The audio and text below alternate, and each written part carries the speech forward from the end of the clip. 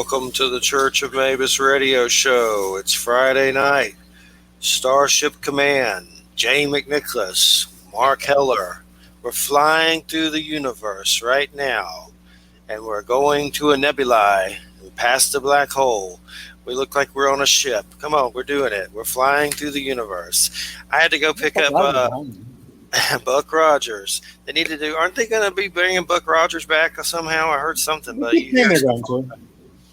I like this though because you can't tell where it's at now. I'm just going to get there. If you look up a little bit further, it's actually signed by Aaron Gray and Gil as well. So. Hell yeah. I remember one episode, it was like this pan dude playing a music thing or something weird. I'd have to see it. It was weird, but I remember watching it as a kid, and there's some kind of weird creature, and he kind of looked like the dude from Raising Arizona, the biker. I don't know if it was him, but maybe it was. I don't know. I'd have to look that episode up. The guy playing that flute-playing character is also the guy who's inside the Tweaky suit. Oh, okay. I'll have to check just that out. Passed away recently as well. Uh-oh. I saw Star Wars, the beep, beep, beep parody. The naughty. But anyway, it's funny. But back to the show. Oh, I went to go pick up Helen's ashes today, my fiance's grandmother who passed. And the funeral home guy gave me a little tour. And I went to the big coffin room and looked around. It was really surreal and creepy. There's like coffins that say "Go home," "Going home," and U.S. Navy, and all these different little weird brands on the coffins. But anyway, me and Christina started talking to him about the paranormal, and I was like, "Well, does anything ever happen here?" And he said, "No." And then he said his father saw a UFO in this area a long time ago over some power lines or something, I forget, but that was interesting. Then his mother has some gifts and is almost like alluding that she might hear weird Bigfoot stuff out in her yard, and she has some gifts. But those dudes were the two tall funeral dudes that came here to get the body in the hearse, and it was like surreal and creepy, just like these two tall brothers. It was like the Twilight Zone. But they were nice. But he also asked me, well, he's Christian, which, of course, I believe there's some truth to Christ stuff. I don't push it on anyone. But in my experiences include seeing light beings, so they probably have a boss of some sort.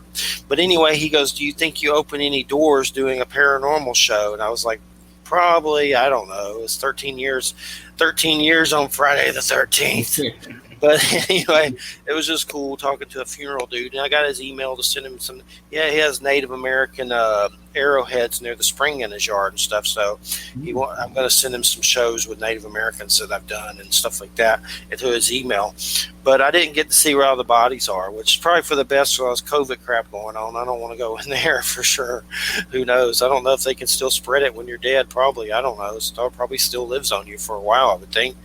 I'm no expert on it, so I don't know. But I would guess it would still be spreadable somehow, maybe. I don't know. But I would go in there if there was no COVID. That would probably be too much. It'd be creepy, all those body bags and stuff like that and all that craziness. Well, you listen to United Public Radio, 107.7, and we got Mark Heller, the return of Mark Heller. The return. Thanks for having me back. Well, lately I've gotten into, I used to be into comics, and I kind of just got into graphic novels because it seems easier just to get those at some point. But lately I've gotten some of the regular issues of stuff and tried to get some that I think would be, profitable in the future, like from a collector's standpoint, like number ones and stuff like that. But I did get the Batman 89s. I think it's going to be a 6-part series. I was kind of hoping to be forever, but I think it's limited. And that seems very interesting. Then it led me to get the Batman graphic novels of the movies from Tim Burton that are out there. Yeah. So, but I know you had said something about that comic in particular. What can you tell us about it? Well, I'm doing a bunch of events now again. And in October, I'm bringing in Michael Keaton's stunt double, Batman, and Batman Returns. He's going to be doing autograph signings and stuff. And I talked over with Billy D. Williams, people, and everything that we get him to sign for Batman, Billy's going to sign as well. So I'm going to have a big stack of Batman 89 comics. And it won't be Michael Keaton, but it will be Dave. And Dave is just as much Batman as Michael was, because every fight scene, every major battle scene, like that really iconic Batman Returns scene where he's fighting all the clowns and stuff. That's all Dave. The rooftop with Michelle Pfeiffer wasn't obviously Michelle Pfeiffer or Michael Keaton. That was her stunt person and Dave. We're going to have a really neat thing as well. He's going to be doing for the first time ever. He's going to teach people how he fought as Batman in the movie so they can pay. And then we're working with a couple of venues right now to figure out which is the best place. And they'll be able to put a costume on, whether they want to put a Batman suit on or whatever they want to put on. And he's going to teach them how to put a costume on and convincingly do like fight scenes like you've seen the superhero movies. But I'm excited because they're going to be signing the comic, and I want to get some of those signed for myself. That's cool. That's cool. It's going to be limited, though, isn't it? Isn't it limited? Like 6 parts, I thought I read. Yeah, but you never know. I mean, they started doing that with Wonder Woman, then they started doing specials and stuff, and then they keep doing it. So if it's going to make them money, they're not going to stop. I was especially interested, though, because they just released the pictures of the Robin, because Robin's going to be in there. And I was curious if they were going to go for a brand new design, or I don't know if you knew this or not. The Robin was actually cast. The costume was made and everything for Batman Returns, and they never used him. It was Marlon Wayans. What? And you can actually, if you look online, you can see some of the leaked photos of they didn't show the actual physical suit, but it existed, of Marlon Wayans' actual Robin suit. And they took out all the Robin sequences, and they took out another couple different subplots and changed Batman Returns significantly. But the biggest change in Batman Returns was the removal of Marlon Wayans as Robin, which was the original plan. He was cast, he still got paid for it, even though he didn't do it. Because he was cast and had a suit and everything. Does anyone like Robin? I mean, I'm sure they do, but I don't for some reason. I don't know. Well, I don't know if you saw the big hilaria over Robin today now, over the comic news. All the people are having a freak out. DC's been working very hard to make this. Because, yeah. So, yeah. Robin isn't as hated as Will Wheaton's Wesley Crusher character. I can tell you that much. Batman likes dudes, apparently. They're doing that a little too much. I mean, I understand doing it with a character so-and-so, but come on, man. Just too much. But, throw somebody out there, maybe a new character. Why you gotta, Batman's wholesome. But to each their own, I try to not stay out of that stuff. But the other thing I got was that Garth Ennis Batman Reptilian series. I love Garth Ennis, or Preacher and all that. He did. I haven't read it yet, but I got that one. That seems very interesting. I guess it's about the reptilian dude. I forget his name. Is it Killer Croc? It's someone else, ain't it? That's Killer Croc.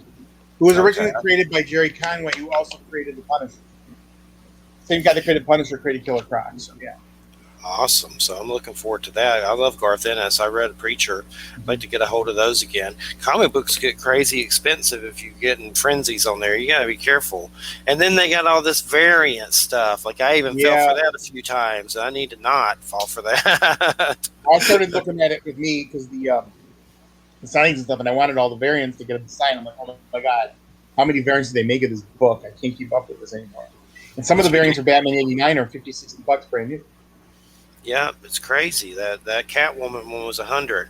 I got the one that's of Michael Keaton, and I got a few of them, but not that one. That's too much. But there was only like 2 of them for sale on there. So, do those usually increase in price? Really? Like are those? It's a bubble market. Right now they're increasing because people get what they call encapsulated in CGC, and they get them signed and stuff. And right now the bubble market exists.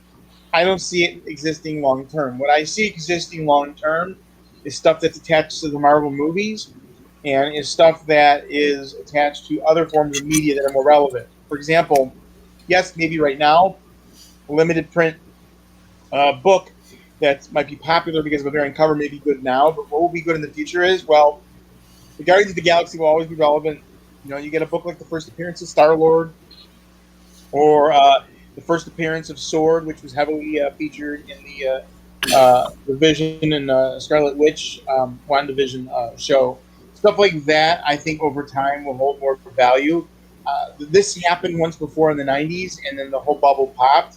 I don't see why it won't happen again, because it's a sustainability issue, and they're making so much, and every single one of them is just so much money right now. And I've got on that James Tynion kick a little bit. I know he just left Batman, Yeah. and I never read any of those. But there was Nice House by the Lake. I came across those, and then Department of Truth. I started getting all those, which seems I haven't read it yet, but it seems like it's right up my alley. There's like a one issue where a dude's hunting Bigfoot, and the Bigfoot's on the cover. I was like, okay, I'm in. It's like something I'm not sure even what's going on in that comic. It looks really weird, but definitely looks I like wrote it'll be a. fun. But I've noticed. Go There's ahead. a lag. I missed you. Go ahead. I'm sorry. Oh, go I'm ahead. sorry. I actually wrote a paranormal comic in the 90s. Partly wrote it. We're going to be bringing it back out again shortly. I'm publishing comics now, too. So there was a book. It's called Exposure. I'll link you to it online. It's kind of like a sexy take on things. My partner likes to do all the sexy books. And we did a lot of stuff with the people that did Chaos and other things in the 90s as well. But we have one book out. We have 3 more books about to go out. And then one of them does like all the kinds of paranormal stuff, ghosts, aliens, everything. It kind of covers it there. These 2 female investigators. The book's called Exposure. You can look it up online. It was an Image first, and it moved around all over the place over the years. That sounds interesting for sure. Another one I saw that I haven't picked up, but may eventually was.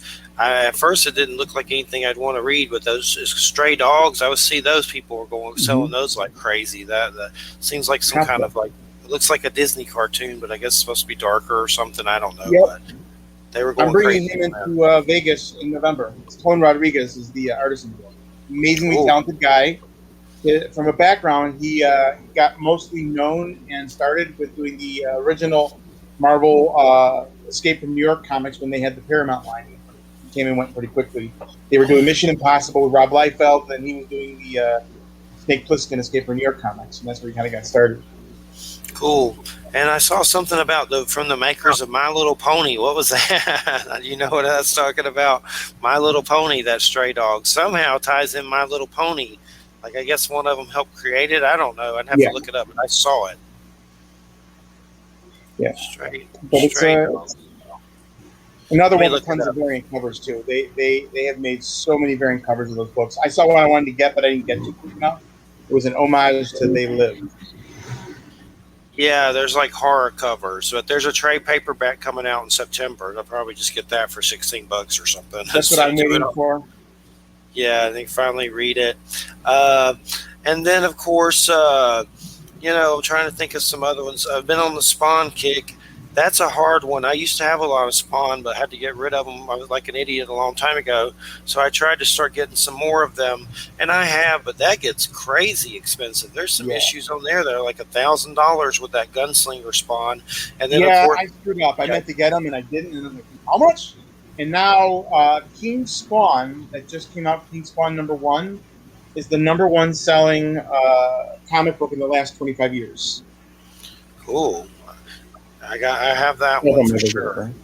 Have that one for sure. And then there's the Gunslinger Spawn. They're already starting to sell that on eBay, which I don't think comes out till October.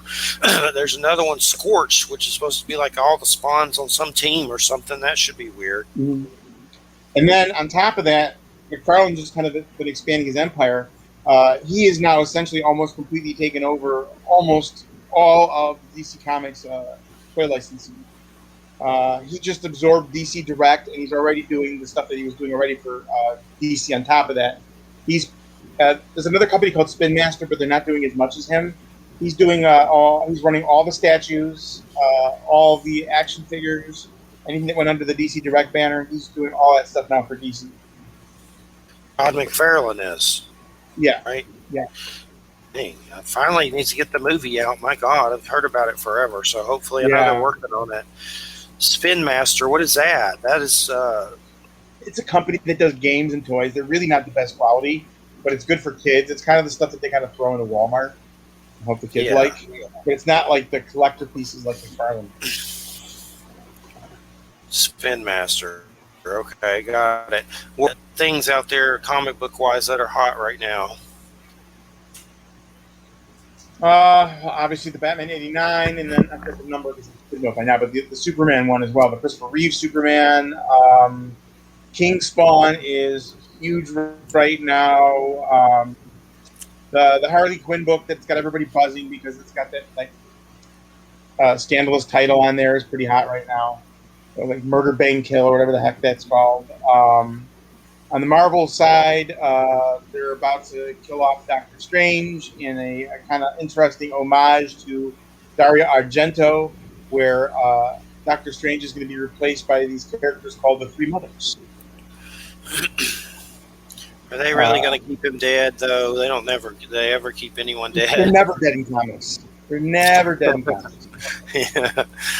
But, yeah, I'll have to check out Superman 89. I usually don't like Superman that much, but I like the villains. 70 or whatever the year was. I should know. I'm being bad by not knowing it. 77, 78. 78. So that one, as well as Batman 89, and then the Wonder Woman already came out. And then on top of that, they also had that Wonder Woman crossover comic with Bionic Woman as well. Oh, wow. And that was pretty neat. A guy I'm friendly with named Andy Manville, who's been around forever, very heavily associated with his work on Wonder Woman and his association with Linda Carter. He wrote that. And then he had written in the 90s for my friend who I'm publishing with now, he did Innovation Comics, which was Dark Shadows, Child's Play, Nightmare on Elm Street. They were the ones that originally relaunched Lost in Space before Netflix picked it up and the other movie came out and kind of made it more of an adult. They kind of had an adult kind of version of Lost in Space before anybody else, and then they kind of ran with it. I'll have to check out Superman 88. I'm looking at it. Looks like Brainiac, or I don't know. What's that in the background? Brainiac's the villain. Brainiac's the villain in this one, and that's a new cinematic Brainiac, and then, of course, Lex Luthor and everybody else that was in the movies is back again as well. Who's the dude with the red dots on his head on that cover? Do you know? It's some dude that's like, I don't know. He has maybe Martian Manhunter or something. That's Brainiac. I don't know if that's Brainiac. No, Brainiac. That's Brainiac. It should be Brainiac. Brainiac has the dots. Let me look and see. But who's the dude in the back then? The very back with the brain? Let me look into the cover. Okay. It's like a skinny dude that has these 3 red dots on his head. But then maybe that's like a UFO or something for Brainiac in the back. That's not actually Brainiac. Maybe a craft or something that he drives. And then that's Brainiac. That's Brainiac. The green head? That's Brainiac.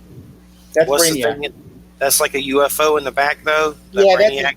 Brainiac has this like big like alien face shape. And this one's based on the Christopher Reeve one? Yes. So they took elements from the comics, a lot of the Kurt Swan 70s kind of Superman stuff, and incorporated it into a more traditional Superman that would, just like they did with Billy D. Williams being Two-Face, being the focal point. They put Brainiac as the main villain in this. Another interesting, lesser-known fact was before Canon lost the rights to Superman, which they did by bouncing a series of checks, which also cost them Masters of the Universe and also cost them Marvel. But they were going to do a 5th Christopher Reeve movie to follow up Superman 4 Canon. And my friend Albert Pune, who did Cyborg and the Captain America for 1990, was supposed to do the Canon Spider-Man film. Was going to direct that as well. So there was supposed to be, until he got hurt and the checks all got bounced and stuff, there's supposed to be another Christopher Reeve Superman movie that never got made. I've always heard about the Nicolas Cage Superman, Tim Burton one. Superman lives. And then there was another one with, what's his name? Josh Hartnett, that was pretty much done. Then they also cast DJ Catrona as Superman in the Justice League movie that got benched. They cast everybody. Weta did all the costumes. If you look online, Megan Gale was Wonder Woman. Armie Hammer was Batman. And cool. DJ Catrona was Superman. The guy that was Immortan Joe in the Mad Max movies was Martian Manhunter. The director was the director of the Mad Max films. And they cast all the roles and stuff. It was really odd because it was done at the same time as the Christian Bale Batman movies were going on, and they were going to actually have 2 Batmans at the same time, which would have been a really stupid mistake. Yeah, George Miller, is that who does those? Yeah, it was George Miller, and it was called Justice League Immortal. Yeah. Justice League what? Immortal. Okay. I know he did Witches of Eastwick, too. I'm familiar with him. But he seems like he takes forever to make a movie. Like that Mad Max. Now going to do the next Mad Max movie, but it's going to be a prequel, and it's going to be focused on Furiosa, not Mad Max. That's That'll probably take another 5 years. So what was up with the? I don't. Did you see the new Masters of the Universe? Yeah. It's kind of funny because there's this crazy backlash, and some of it, my personal take is there's just people that just ready to just jump because it's like, oh, you did this with my stuff. But if you ever really followed Kevin Smith, it's not a betrayal to kind of what he does. It's still, I think personally, very true to kind of Kevin Smith's style. People's concern over it was that they had a significant focus on Tila. People were complaining that it was the Tila show, that it was too much feminism and so on and so forth. But the majority of people actually enjoyed it tremendously, and it was as and typically this day and age that there's a kind of the minority of people that are like, oh, it's social justice and this and that. Did you see it? I enjoyed it, and I was like, "Why are people so upset?" I didn't get it. I didn't understand. Hamill was great. I liked him as Skeletor. I enjoyed it. There's going to be a second season. Who's to say there's not going to be, more He-Man in the second season or the next episodes? There's more, right. But they're saying it didn't do that good either. I thought it said it went off the top 10 early or something. So who knows with Netflix? They might ace it. Hopefully not, but you never know with any of these places lately. They'll ace something in a minute. Yeah, it was bizarre how bad the backlash was and what it was for. But it's getting like that a lot, and I understand. There's a lot of stuff going on right now. Like they made the Supergirl in the DC films is maybe Mexican. I don't know if you saw her. No. So they're doing a lot of that, and I don't mind. It doesn't affect me, but there's a lot of people that are going nuts over all the stuff that they're doing. They're going to be allegedly they're going to be replacing Henry Cavill with an African American actor who's going to play an African American version of Clark Kent now as well. So they're doing a lot of that, and it's just sorry about my visitor there. It's fine. They're There's an African American Batman comic too, right? There's one. Right, and then Batman. Slowly intimating they'll probably shift to that. I wouldn't be surprised if they go towards the comics thing, and then Lucius Fox or his son will be the new Batman to replace Ben Affleck. Which, to be honest, if they did that instead of recasting, I wouldn't be 100% against it, just because I kind of getting sick and tired of the whole recasting thing.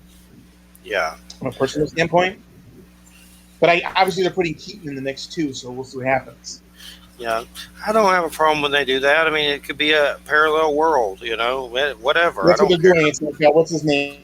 Pattinson's going to be Earth 2 Batman, and so on and so forth. So I'm looking forward to that Pattinson Batman. That's got some interesting villain situations. Colin Farrell as the Penguin, and I don't know. I know there's some other stuff. They haven't leaked a lot, but a little bit. I don't know who else is really in it, but we know that it's not the Edward Nygma Riddler, which is interesting. Because this is the first time the non-Edward Nygma Riddler is going to be on screen. It's his name's something Nash. I forget his full name, but it's not Edward Nygma, which is what Jim Carrey played, and which is what the other Gorshin played. They both played Edward Nygma. This is not Edward Nygma, and he looks completely different. That's That's the Riddler in the trailer with the tape on his face. It's Paul Dano or something like that, or something. Yeah, which is a shame because he's such a neat actor to have his face covered up. But I think it'll be interesting. I know a lot of people again are also being weird about that. But when I realized that was Colin Farrell as the Penguin, I nearly died. I couldn't even tell it was him. Yeah, it looked weird. I mean, it looks good, but it didn't look like Colin Farrell. I saw Paul Dano in this weird series on Showtime called Escape from Dannemora or something about this. Yeah, Patricia Arquette bangs a prison dude and all this crazy stuff. It's a true story, but he was good in it. He's like, I think he was the prison dude that she banged in it, but it's worth the watch. I had Benicio del Toro, Escape at Dannemora. That's really good. He was in There Will Be Blood, which I love that movie. Yeah, you're talking about what was he in? There Will Be Blood. That was the one with. Okay. I love that movie so much. Yeah, that is a good one. I wouldn't mind seeing that one again. But yeah, that Escape from Dannemora is pretty interesting. Benicio del Toro, Patricia Arquette, Paul Dano is like the prisoner that she has an affair with or whatever. She cheats on her husband. It's based on a true story. It's pretty crazy. Oh, I remember that. Yeah, yes, absolutely. I remember that now. It all takes place in a prison, a dirty prison. But Paul Dano should do a good job. I want to watch that There Will Be Blood again for sure. It's been a long time since I've seen it. Yeah. Check that out again. Let me think. What else is going on in my head? I've always been into Jonah Hex. I got a bunch of those. I love those by Joe R. Lansdale and Timothy Truman. Those are amazing. I love Weird West. That's just a hard one to find altogether. In a lot of genres, it's hard. It's not the easiest one to find. But and then of course they really screwed the pooch on the movie, which I wasn't that great. The Legends of Tomorrow, Jonah Hex, is much better than the film version. Yeah, the comics are really good, especially the Joe R. Lansdale. I've had Joe R. Lansdale on the show before, and we talked about all that stuff, but definitely interesting. There was some. So what's up? That James Tinian's leaving DC and just doing his own thing. What is Substack? Have you been there? I'm trying to figure out what the hell it even is. They're all talking about it. As well. Mike Deodato, I'm also very friendly with, did a similar move not that long ago where he went to oh God, I'm going to forget the name now. It's with the A in it. Now I'm drawing a blank. But a lot of the creators it's just, there's a bunch of different problems. The biggest one of all, though, is that Marvel and DC are making these massive movies. They're not paying the people who are creating the stuff that's going into these films. Mike Deodato created Iron Patriot. Mike Deodato created Ironheart, who's going to be the new Iron Man, and did not get compensation for that. It turned out in a recent article that they're only paying the writers about $5,000 billion-dollar movies with the characters they created. So a lot of people, and this, I can't say this is why James left, but a lot of people are. Aftershock is the name of the studio. But a lot of people are leaving the big studios because they're developing all this material. They don't own it, and these movies are coming out. They're making billions of dollars, and they're not paying anybody. And it's tremendously frustrating for the creators to have, something that is yours, to see it on screen, to see it realized, see it become a $1 billion movie, and then maybe if you're lucky, you get your name in the credits and a $5,000 check. If you're lucky. Yeah, I saw that article. It's very, very sad. Kind of pathetic, for sure. It doesn't make them look very good, that's for sure. No doubt about it. They look bad. They look real bad after I saw that. Definitely. I'm looking at Aftershock. I'll have to check out some more there. It looks pretty interesting. Miskatonic. A bunch of guys, and huge name artists, and they want. I don't blame them, and they're doing very well in that company, and it's their stuff. They don't have to worry about creating. These are people who are very talented, who created a lot of things that you see in the Marvel and DC movies today. You see their names popping up in the credits, and they weren't getting compensated. It was ridiculous. I'll check it out for sure. One interesting, there's just so many weird comics for everything. I don't know if you've ever saw that Jim Henson Storyteller, where the puppets and they tell stories, but I found one today, Jim Henson's Storyteller Tricksters, and it's all these it's a comic, but it's like a 4-part series, and it's trickster stories, like I guess in the vein of how they did the show and everything. But one of them, the fourth one, is about Loki and Thor in some mask, and it's a whole story about a Norse mythology story. So that was pretty cool. And then, of course, those Neil Gaiman Norse mythology, I got all those. Those are really good. And I started Conan at some point, but kind of forgot about it. I need to jump back in there. Now he's an Avenger, too. You got Conan in the Savage Avengers. So there's all kinds of stuff going on with Conan, which kind of reminds me of, I don't know if you remember when they used to have, back in the 70s, they had the records, and they had the... only way you could get it was like a record, one of those like old Peter Pan ones. It was Conan meets Star Trek. But they started doing that stuff again with Marvel. I don't know if you remember the Conan Star Trek crossover. No. That was weird. You can look it up. They have them for sale on eBay, but I thought that having Conan in the Avengers was like, okay, well that's different. I got that first issue where he's in that Avengers group. I forget the name of it, but I have it. That first one. That was like the first issue. Savage Avengers. But, yeah, I got the first one. So hopefully one day, like I've always heard these stories about, like my friend Daniel, supposedly his dad has like a Captain America or something that's worth like a house or something. Do they really get that expensive? Do they really get that expensive as far as worth? Well, the problem is there's only so many. And nobody really knew back in the 30s and 40s that this stuff was going to be worth any money. Now that they have this thing called grading, the CGC, CBCS, where they grade it, it's kind of taking a second life. So you could have a book where maybe beat up, torn to pieces, it might be a $50,000 book. Once you put in that slab and it's verified, a $50,000 book could be a $250,000, $300,000 book overnight, because that's where the market is right now. And I mean, there's people making like six figures off some of these books. You know, they're going into their relative's attic or whatever else, and they don't even have to be in great condition. I mean, like the first appearance of Spider-Man, I saw one once where it didn't even have a cover on it. It was still like $50,000, $60,000. Wow, that's crazy. Yeah, I remember back in the 90s when I was collecting, mostly Marvel, but I was doing some of the DC books. Wizard had in the back of the Wizard magazine, they had a catalog of all of the collectible books.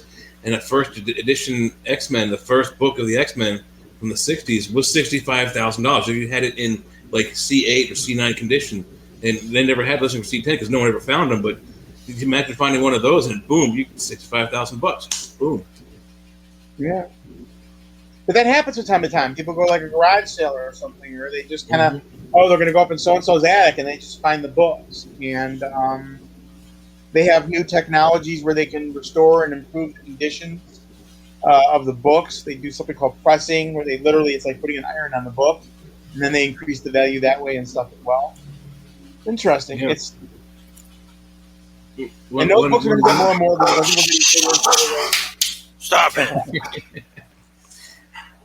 they're getting further and further away from print media, and I think paper media is the days of paper media are numbered. I think just because everybody's just kind of absorbing material digitally, and even the artists and the creators who used to always do pencils are all using Syntec tablets.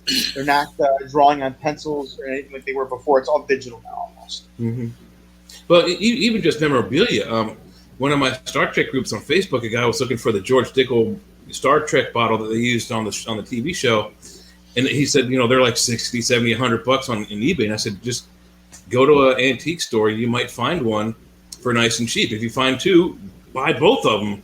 And a couple of days later, he got on there and said, I went to an antique store and I found one for $18, which was probably what it was originally for the fifth of whiskey that it was back in the 80s or 60s when they first came out. And I didn't have the cork, but so what? He got the bottle he wanted, so. Yeah. What is it worth now? They're selling for like anywhere between $65 and $150 on eBay, and it was a commemorative, weirdly shaped whiskey bottle made by George Dickel back in the 60s, and it has like a little leather harness on it so you can pour it with it, and it had an attached like cork, so you could reuse it. Once you poured the whiskey out, you could pour wine in it or whatever you like. But they used it on Star Trek, and it became iconic, and they've been on eBay since whenever eBay came out for $65 to $150, depending on the seller. Did you buy one? I did not. I would actually I've been looking at antique stores. If I find one and it's $20, that $20 is spent. I don't even care if it has a leather harness. I don't care if the cork is missing. It's bought. There's another comic I checked out that was getting kind of hot. That Geiger, or is it Giger? Yeah, I read that. Giger. H.R. Giger, like Giger, Geiger, not Geiger counter, Giger. But is that the comics about some dude that gets radiated or something, and like Mad Max kind of stuff or something? It looks interesting. I got a few of them. We'll check it out. But there's another one that I haven't seen yet that everybody's raging about called "Something Is Killing the Children." Yes, that one is. I've looked through those and I want to read them, but there's no way the prices those are going at are crazy, like That's insane. why I don't have it. I'm like, I'm interested to check it out, but not at those prices. There is a hardcover book of it coming out in October, like a big one. So I'll check that out.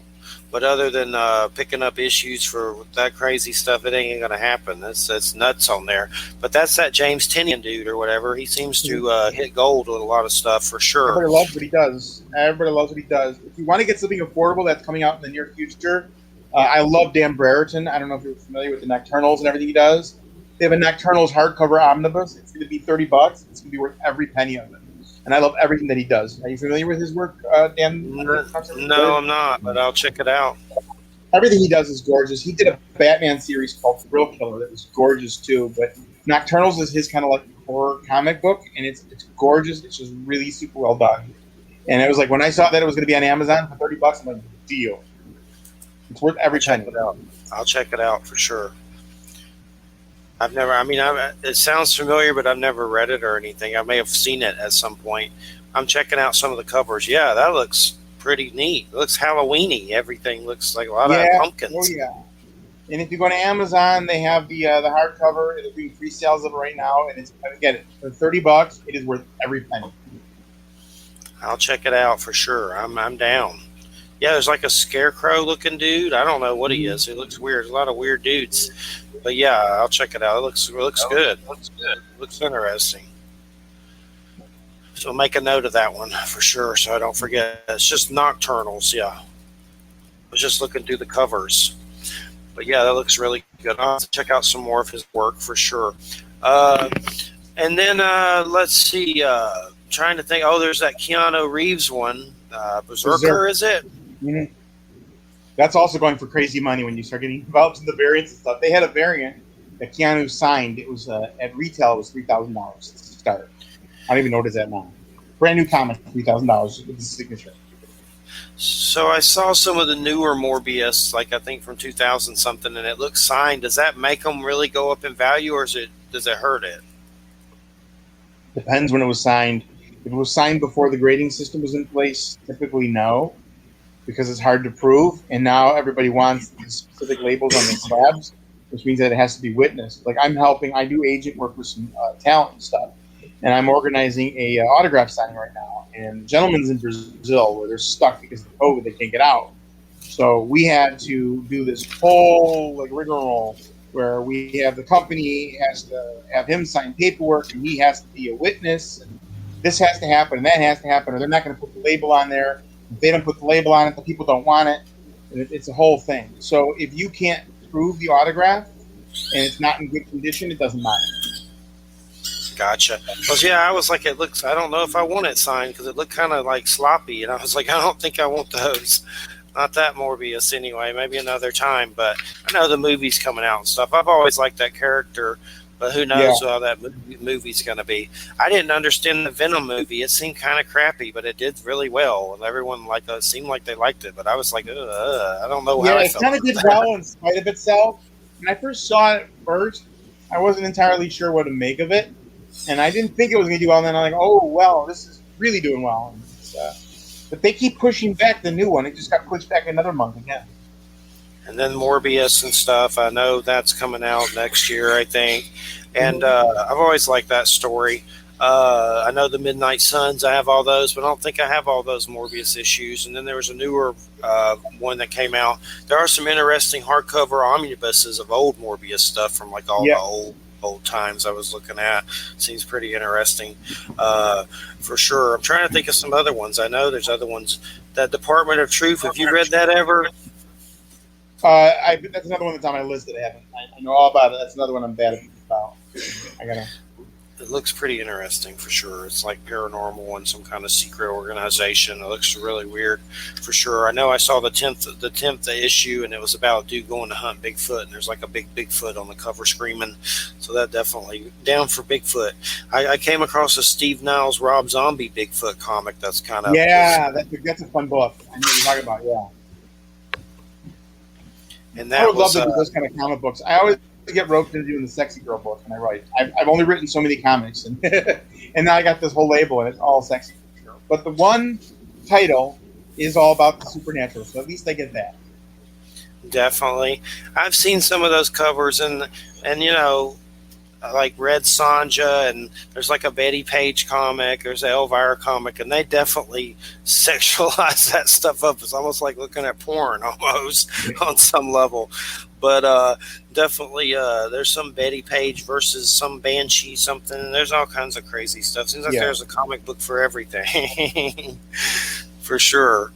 And I like Hellboy, but I haven't really bought any of those. But I used to read them a long time ago. But actually, speaking about Sonya, you know what's neat is they had a book where they took Red Sonja and they put her in the future with all of the. So Dynamite Entertainment took all of the public domain superheroes from the 40s and actually made them their own. And I don't believe they're in public domain anymore. I think they actually own them now, like the Black Terror and the original Daredevil, not the Marvel Comics Daredevil, but the original.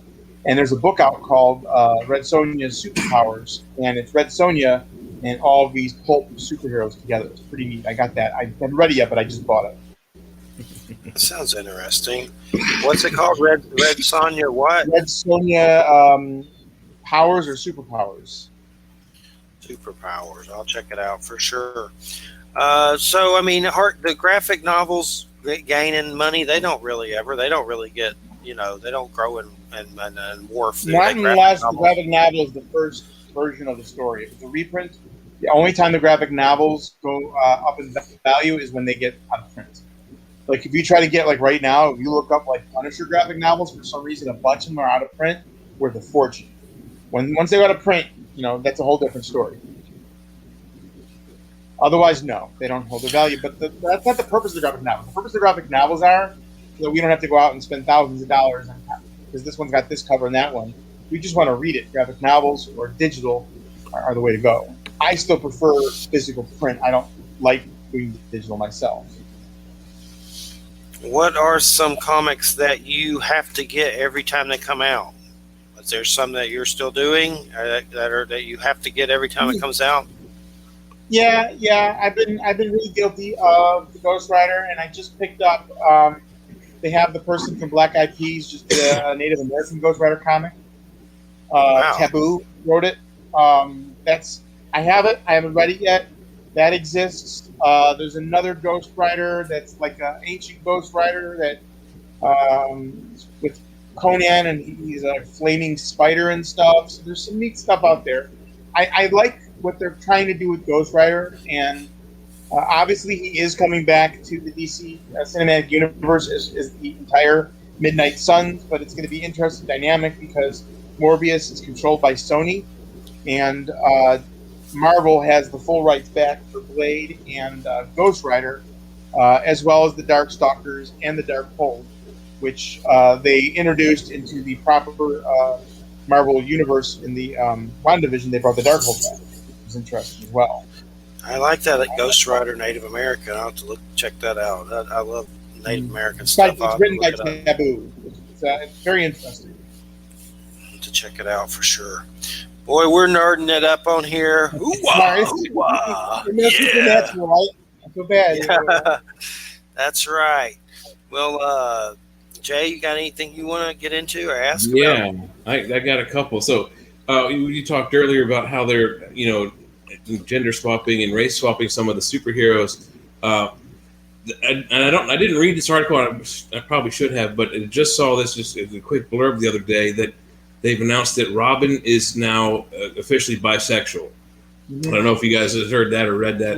He mentioned it earlier slightly. Yeah, and it's like I don't know why they have. It's a comic book. It's for kids. A 5-year-old kid who's collecting Batman comics doesn't need to know that kind of adult stuff. I'm sorry. When I was a kid collecting comics, they didn't have those kind of. If they had those kind of issues in them, they were so hidden that I was too young to figure it out.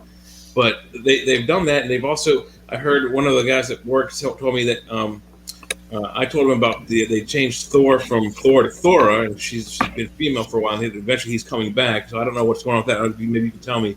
But they took Thor out of the picture and made him female, and made him Thora, and allegedly he's coming back. So this year, maybe he already has. They're getting rid of the female Thor character and bringing Thor back as a male. Have you heard anything about that? Jane Foster was Thor, and she's going to be Thor in the movies, which is going to be played by Natalie Portman. So when you see the new Thor movie, it's going to be Natalie Portman's going to be Thor at first, not Thor. Okay. And then, the storyline though was that she was dying of cancer, and that when she became Thor, she was no longer susceptible to cancer, and only every time that she reverted back to Jane Foster did she start dying again.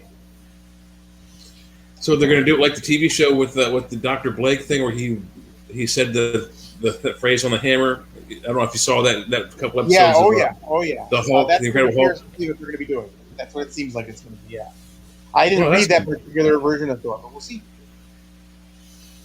Yeah, the original run of the Incredible Hulk was one of my favorite TV shows of all time. But I think they ruined the character in the movies. They just absolutely destroyed it. But earlier you were speaking about the guy who played Immortan Joe. Interesting fact about him: the actor is named Hugh Keys Byrne. He's in the first Mad Max as the Toe Cutter, the main bad guy. Yep. I don't know if you guys know that. So he's the guy that. Oh yeah. He's got like the white hair, and Max directs him into the front of an 18-wheeler, and just before he dies, he pulls his goggles off and his eyes bug out and smack. So. George Kennedy Miller did that movie. Byron Kennedy and George Miller did some great work. But what do you know about the reboot? What I understand about the reboot with the Mad Max Fury Road is that it completely ignores Thunderdome. That it's like it happens like almost immediately after Road Warrior events. Yeah, it's kind of like that weird, kind of like vague area. Obviously, they had the whole issue with Mel when the movie came out, so they went in that direction where they used him. But then the weird thing is there was very noted issues on set where Tom was constantly fighting with Charlize, and it seemed in both the film and the feedback that it was really kind of in the end less of a Mad Max film and more of a Furiosa film. And now the next film he's doing isn't even going to be Mad Max. We don't know when we're going to even, if ever, see another Tom Hardy Mad Max movie at all, because the next one is going to be a young Furiosa movie. Oh, We don't have Mad Max in it at all. Well, that should be cool. I mean, I like the timeline. I like the concept. The original Mad Max is just a fantastic movie, a dystopian future. So I hope they keep that franchise going. Yeah. My favorite franchise, when I was collecting books in the 90s, my favorite DC franchise, I should specify, has always been Captain Marvel, Shazam. And they rebooted him in the 90s. And if they're in my comic books boxes, I have at least the first year, maybe the first 2 years of that reboot. And the movie was okay. It wasn't great, but I've glommed onto it. I'm starting to like it. But the whole thing with this, and you talked about it earlier about how Sony has Morbius, and they used to have Spider-Man, and now Spider-Man's back with Marvel, and they keep flipping, who is in control of these characters. And I don't understand, why did Marvel have such an issue with Captain Marvel Shazam, calling him Captain Marvel? He came out before the Captain Marvel character in the Marvel universe. Did the rights lapse? I don't understand. It kind of pissed me off. It was back then. The rights were different. Even through the 90s, my friends who worked on the comic book movies, they told me there was all these like weird rights issues. People ran out of money. They sold things. It's just because Marvel wasn't always Marvel either. Marvel was timely, and then Marvel went from being timely to being Marvel. So it wasn't always even Marvel Comics, and it was just. I believe, if I remember correctly, what I heard, it was more of just a matter of the right people not securing the right the licenses until it was too late. But because you have the Captain Marvel at Marvel, and then you have Captain Marvel Shazam. And then the other interesting thing was, most people don't know this. Do you remember a book that was with Alex Ross called Kingdom Come? Called what? You broke up there. The comic book called Kingdom Come that was drawn by Alex Ross. Oh, yeah. Yeah. It's a true story, and you can actually probably look it up and there's more information about it. The original Kingdom Come storyline was super, super adult, super dark, and it was centered around Shazam. And the original storyline was that Billy Batson was trapped, couldn't grow up, and he was perpetually young for his entire life, and it started making him become perverse and psychotic and evil. And the storyline all centered around that. And then, of course, once DC got wind of what they were trying to do, like, oh, no, we can't do that. But it would have been really interesting. It was basically, for lack of a better explanation, Billy Batson becomes a serial killer because he's been driven mad by being stuck in that body over all those years and not being able to grow up. Yeah, that would have been interesting. And the other thing about it is that it isn't actually Captain Marvel Universe. It isn't actually Captain Marvel. It's hyphenated Marvel. Yeah, And Marvel. they have an issue with guys, and it kind of the whole little game in the movie, how they call them different things like Captain Lightning and all these other different things, was kind of funny. But I'm hoping that they can resolve that, because the Black Adam's coming out, I think, this year, and then next year they're going to do another Shazam movie with Black Adam, with The Rock as Black Adam in it, and I'm looking forward to those. But I hope they they get some of that. It was kind of childish kid comedy throughout, almost campy like the original Batman TV show, but not quite that level. Not like the Pam Sacco things, but how do you feel about the costume? They changed it. Did you see the new one? I haven't seen the new one yet. No, I try to stay away from looking at stuff too much before I go to the movie. Completely different for the second movie. Yeah, because it looked like I like the newer one a little bit better than the one that they had in the movie. They did tweak it significantly. I hope so, because I felt like he had one of those Nike shoes where you have like the pump and it just looked like it was just filled with air. You know, it was just the goofiest. And I don't remember ever the lightning bolt being lit up in the comic. When he the newer ones, he has a hood on as well.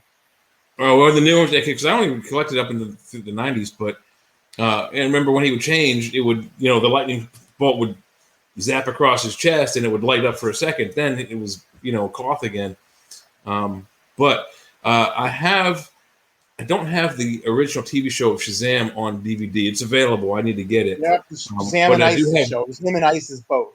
Yeah, I do have the full season of Isis. How do you feel about that show? I kind of liked it. I thought it was a fantastic little kid show. Yeah. It was neat. It'll be interesting if they ever use her again. They used her briefly in the comics, but they've never ever brought her back into media otherwise again. Yeah, and she was a spinoff of the Shazam show, and they were both they were the same vein as in, and I think they were actually before the Incredible Hulk TV show, but they were the same vein. All three of these shows. It was a road show.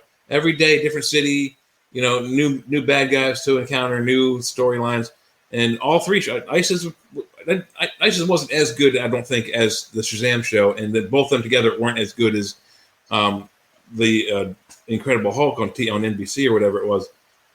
But they did fantastic jobs, and then throughout the years, they start to ruin these characters. So many of these characters we have.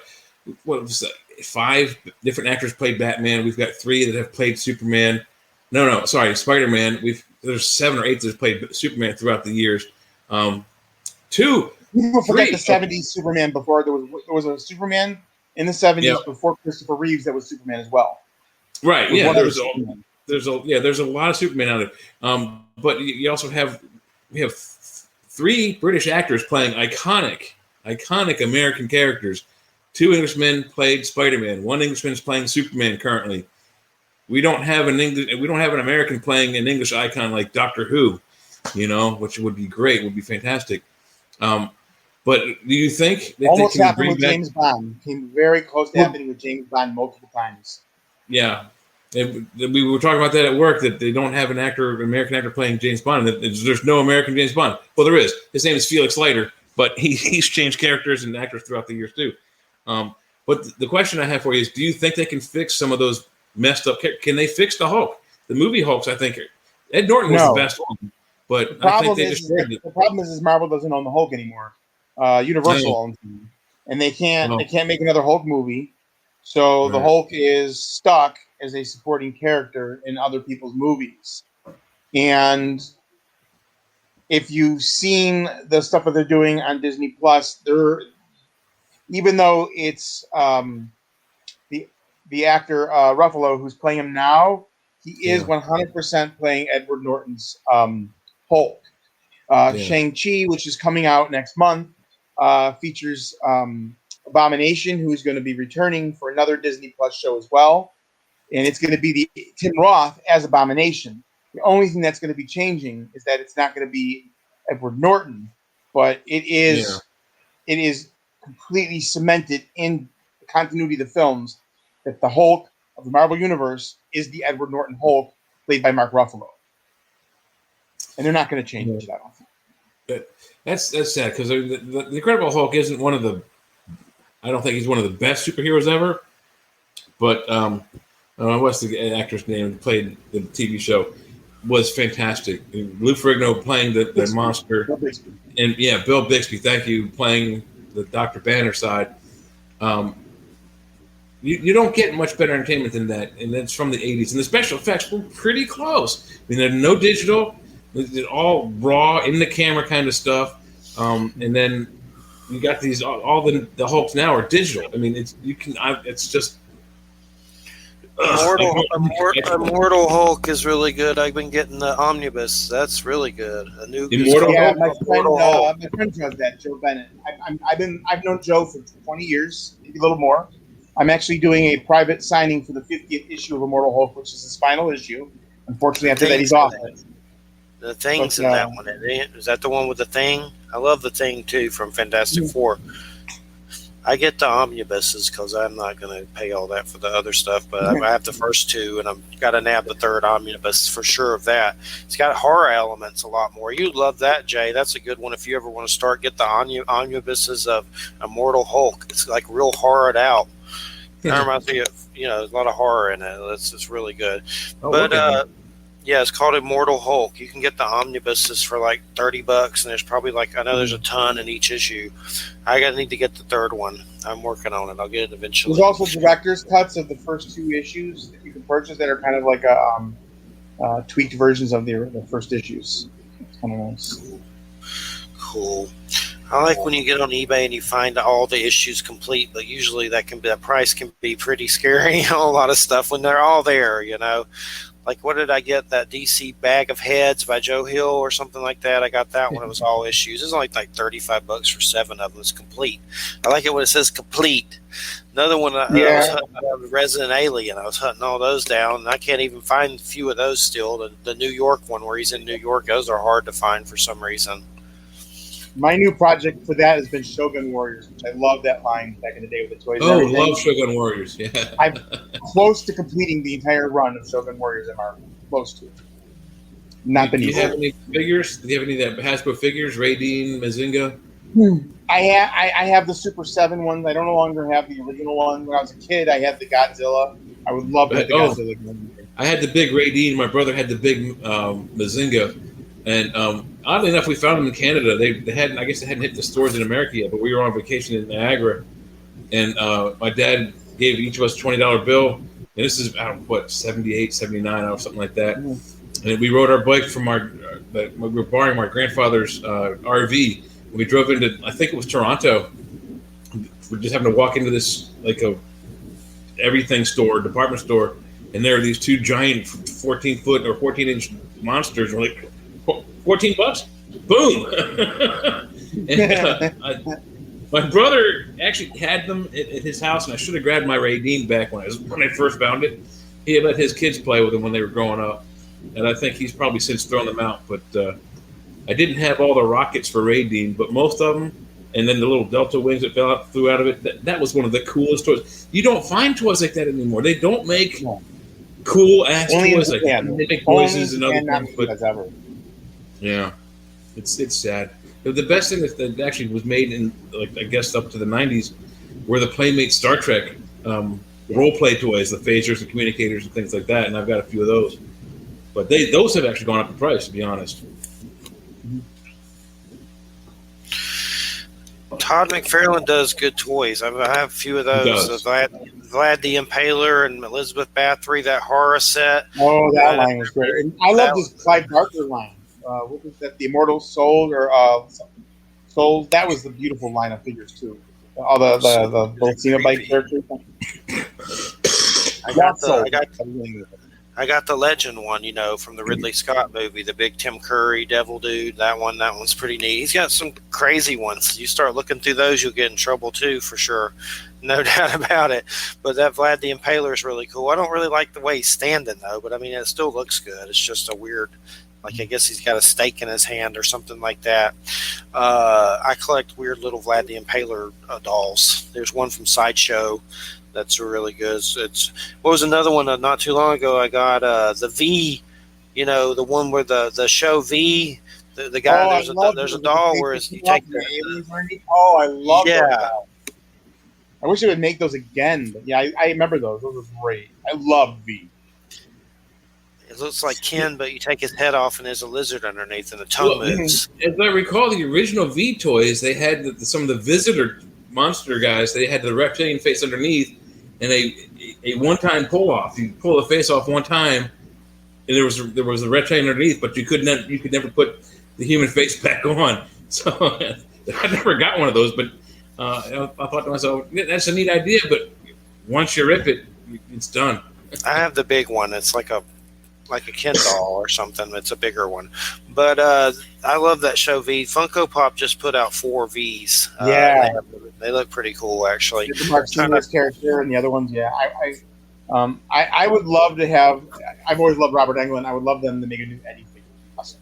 Yeah, that would be cool. I got into those Funko Pops, so I had to calm down. Those things you got to. There's so many things that get grab a hold of. It's like variants. You're gone. Oh, you do have variants though. They're Funko variants. You got the bloody one, or you got this one. That's true. Or That's this true. one that you can only get at this store. That's crazy too. I hate when they do that because I had to get the shining ones that are really hard to find. There's some shining ones. There was one not too long ago. I got this shining board game that came out. I haven't played it yet, but it looks pretty interesting. So we need to check it out, me and Christina, and it looks creepy. It's based on The Shining. Actually, you want to see something really cool? Okay, there's 2 Thing board games. One Thing board game is based off the John Carpenter movie. I'm actually remodeling my nerd room, and I have this stuff right next to me. This is the board game that is based off of the actual novel, not the movie. So it is called. I gotta work this camera here. Okay, this way, Mark. Okay, there we go. Who Goes There? Huh? Which is the this is the novel. So and it is not based off of the movie because of that. And it's got like really neat like pieces where you and then actual miniatures. Where am I hiding my miniatures? But it's a really neat kind of intricate. There we go. So then there are all the different miniature pieces where you have the different characters from the movies. There we go. I know there's a book. The thing was based off an old book, and I got it from Kickstarter, but I forget the name of it and who wrote it. But it's like, what's the old book that thing's based off of? There's a book, like an old book, and they did it on Kickstarter. It's the name of it. It's the name of this game that I just have in front of me that I just forgot already. It's Who Goes There? And that's the book that the thing is based off of. So what happened was Mondo got the rights to do the licensed Thing movie game, and then these guys got the rights novel, and their game is Who Goes There, and then the Mondo one is The Thing. Just interesting. There's some book though that I got it. Let me see if I can find it. Book Thing was based on, and I thought it was this. I thought it was Who Goes There. Well, Who Goes There is the game, but I thought the title. I may be wrong. No, this is based off the book, and I thought the book was called Who Goes There. It's called Frozen Hell. Oh, okay. Okay, I found it. But the game's based off that, I guess. Frozen Hell, right? Yeah. But there's a book called Who Goes There on Amazon by someone else called The Thing. I'm confused. Yeah, because that's what I thought. Who Goes There? I thought that was The Thing. But again, I could be wrong. I'm not always right. Well, my nerd is pretty good sometimes, but but okay, we can figure it out. Okay, there's Who Goes There, the novella that formed the basis of The Thing, and I just found that on Amazon. But then there's this other book. I'm confused. That's called Frozen Hell. What is it? And that they say it's based off a thing. And I remember getting the Kickstarter and everything. Based off a thing. Let me look up Frozen Hell and find the author. Look at which one came out first, and that'll be your origin right there. It's called Frozen Hell by the book that inspired John Campbell. Is that the same dude who did Who Goes There? Yeah, so maybe it's just the same book and different titles. I'm confused, but yeah. Frozen Hell's on Amazon too, and it's by John W. Campbell Jr. Says it's the book that inspired the thing. It's an alternate version of John Campbell's classic novella, Who Goes There? Whatever that means, an alternate version? What does that mean? Weird. Now I got to go look at that first. I'm like, Yeah. Here's what you get: Frozen Hell, John W. Campbell. It's on Amazon, and it even says it's an alternate version of Who Goes There. So I don't know. Your guess is as good as mine. I don't know what that means. Well, they both have to have a publishing date. Whichever has the earliest publishing date, that's the first one. Well, they're by the same dude, so I mean, I don't know. Doesn't matter. One of them came out first. He couldn't. Well, I guess he could have written two books and had them published at the same time, but one of them has an earlier a publishing date than the other. It is weird. I'm sure Mark can figure it out more than I could, but I know I have Frozen Hell. I need to get Who Goes There, I guess, for sure. I'll check it out. But an alternate version, maybe it's something else he wrote that is different somehow, like maybe a little bit different. And I don't know. But if you figure it out, Mark, let me know, because I will let you know. I've been kind of fixated on that anyways. I've been wanting to watch it again just because it's a little bit more relevant now because of everything that's going on with Antarctica. You start wondering if it's not unlikely that it could actually become a truthful scenario with everything that they're digging up and that they're not even telling us everything that's going on right now. So it's Antarctica's getting super interesting, to say the least. For sure. It's definitely been pretty interesting since 1946, which was allegedly the last battle of World War II. So, I mean, they claim that they were going there for butter. Yeah. They were there to make butter. Yeah. How do you make butter in a frozen wasteland with no cow? It was whales. They're making butter with whales, is what they say. Yeah, butter fat out of whale fat. Yeah, I guess you could do that. That makes sense to me. That was the official explanation of what they were doing down in Antarctica. But now, all of a sudden, everything else that's going on in the world, and suddenly there's all kinds of activity back in Antarctica again. So I'm like, interesting. And then I remember somebody I know in the film business once told me that as quickly as sometimes things like that happen, you start seeing movies coming out as kind of a methodology to kind of discredit what's happening because people arbitrarily think in their minds if you see it in the movie, it's something from the movie, it can't possibly be real. And that it was an interesting conversation I had one time with a movie producer for several hours. It's really fascinating. But he was explaining to me how all of a sudden out of nowhere they kind of get these directives sometimes to make certain kinds of movies, and then you start seeing all of them all at once. Where suddenly you've got like 3 comets are going to hit the Earth movies. They all just happen, and then while that's happening, there's something going on in the news at the same time where they're trying to convince you that there's no comet that's going to hit us. It's interesting. So I wouldn't be surprised if we start having some Antarctic horror films again soon, if that's true what he says about Hollywood and how they pick some movies that they shoot and stuff. Well, I believe that's a pig. True. Hollywood has been part of the disinformation and disclosure thing, so they pump out falsehood, sometimes mixed with truth, and then there's a movie that has a lot of truth to it. Then there's a movie that follows that up that has falsehoods to it. The best example I have for that is you probably remember a Patrick Stewart venue or Patrick Stewart movie back in the 80s, Life Force. Oh, yes. Right, Life Force actually bankrupted, and that movie bankrupted Canon Films. That movie is why the Marvel films actually left Canon, and they lost all their money. That movie sank the whole studio.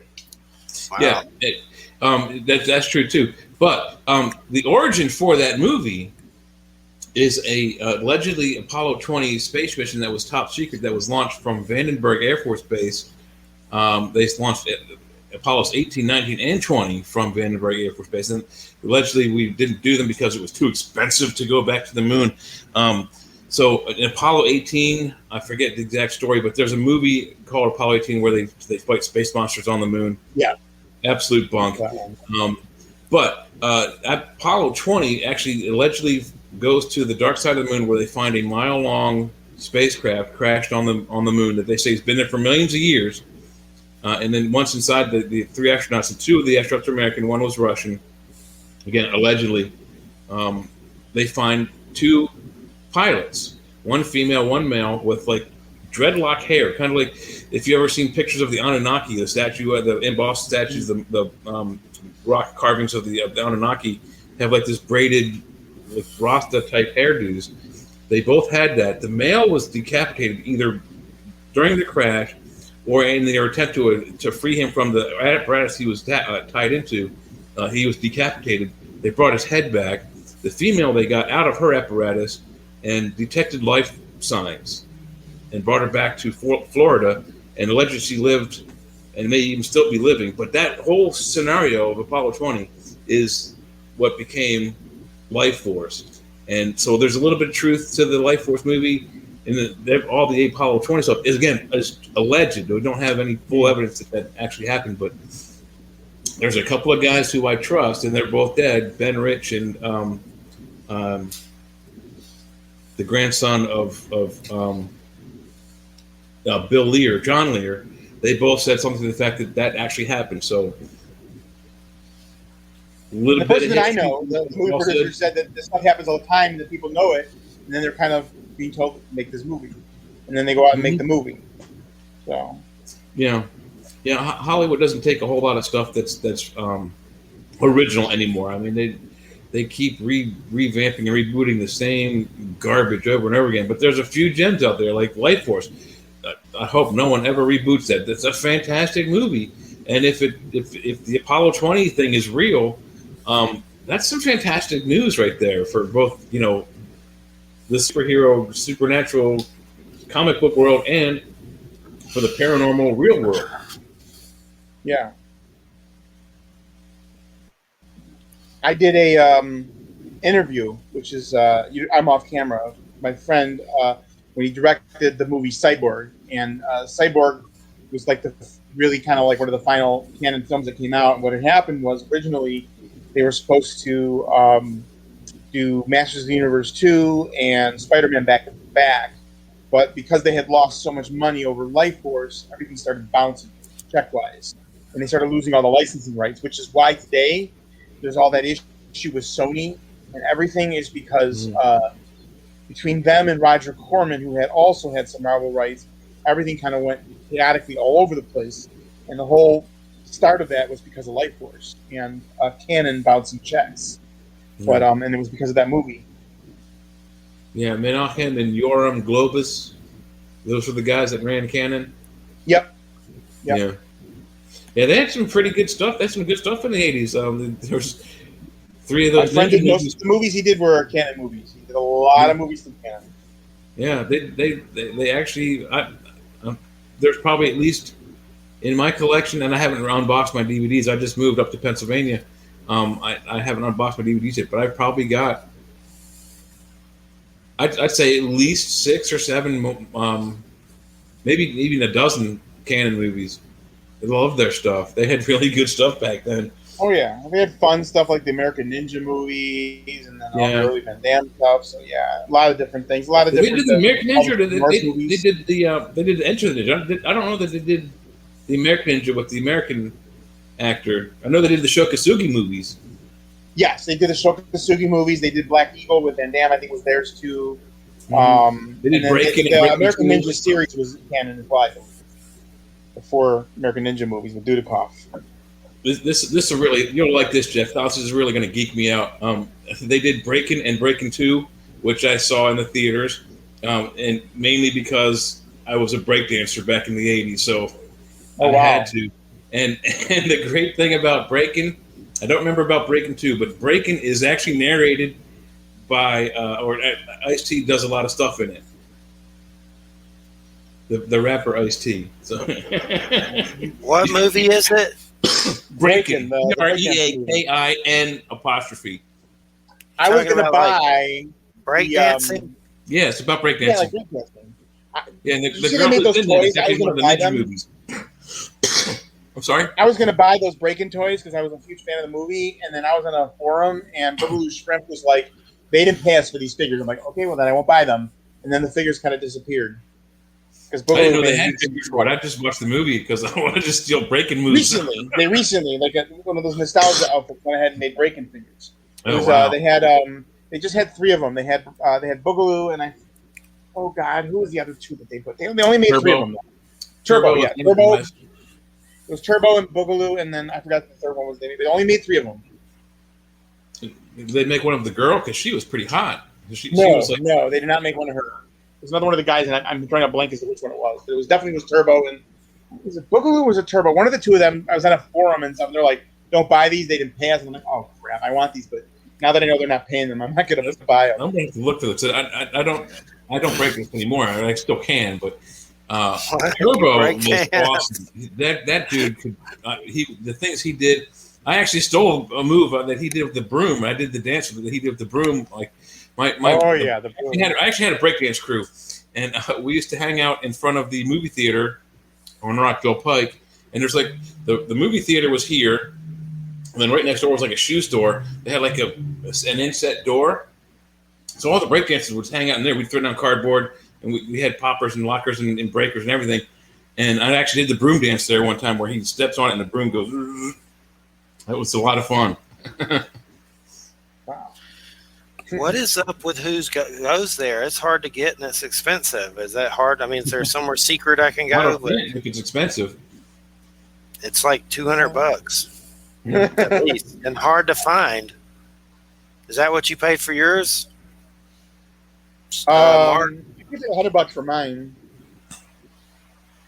How much? Wait a minute. It's at Target for $16. No, there it is. Target. No, here we go. It's on Amazon for $16. Who goes there? The novella that formed the basis of. It's $16. You got to find the newer edition. No, I'm talking about the game, the board game. Oh, the game. The game's out of print. The game was like $75, but I don't think it's in print anymore. Yeah, like I said, it's out of print. Games don't last in print as long as books do, unfortunately. So. When I moved here, one of the stipulations for my brother to help us get the old house sold was he was going to make us throw away a bunch of stuff. Oh God, yeah! It's and like he threw away for me about $1,000 worth of games. So, games are hard to collect. Yeah, I paid close to $200. $100. I mean, rather, I'm sorry, but yeah, it looks like it's close to $200 now.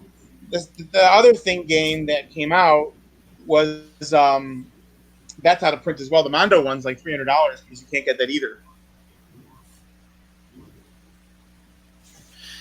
I see it on Kickstarter, but it says pre-order, but the button don't work, so it must not. I heard you releasing it. It's got the expansion. It's not the money for just the one if you get the extra one too. They do that all the time. They're gonna remake another a release of it. Mm-hmm. What, a third edition? Yeah, that's no. Or a second edition, however many editions they made. Yeah. Yeah, the second edition is $200 at least. Yeah. I'll have to keep an eye out, but yeah, everywhere I see it's like 200 board games over here. I got to put out, and then I got my collectibles. I'm really excited for this. I don't know if you've seen these before. I got this from Full Moon. This is the Laser Blast action figure. Oh, cool! I have that movie. It's weird. I love it. It's just a bad movie, but I just enjoy it. I do have a Full Moon figure. It's the dude from Subspecies. I have him, Radu. Which one is it? It's the main dude. The main dude. Yep. It's Radu, right? Yeah, I have him. Mm-hmm. One of them's glow in the dark and from Japan. One of them's glow in the dark and from Japan or something weird. So that's pretty interesting. I have a Vlad the Impaler sideshow doll. It's pretty cool. I love that one. There are some sideshow Vlad the Impaler sculptures that are crazy. I'll never own those. They're like thousands and thousands of dollars. But I do have a cool sideshow Vlad the Impaler that comes with a cup and all this stuff. It's really cool. But no, there's some Gary Oldman ones that are in Japan that aren't 100% official that are gorgeous as well. What? Oh, Gary Oldman ones? Yeah, there's one company that makes one which is in the red battle armor, and another one that's got him in the Victorian suit with the top hat, but it's not officially licensed. I'll dig it up and I'll show you the picture. They're beautiful pieces, but they're not licensed. They're like a lot of things that they do in Japan. They just kind of make it. Yeah, like the Kote Bukaya kind of stuff. Yeah.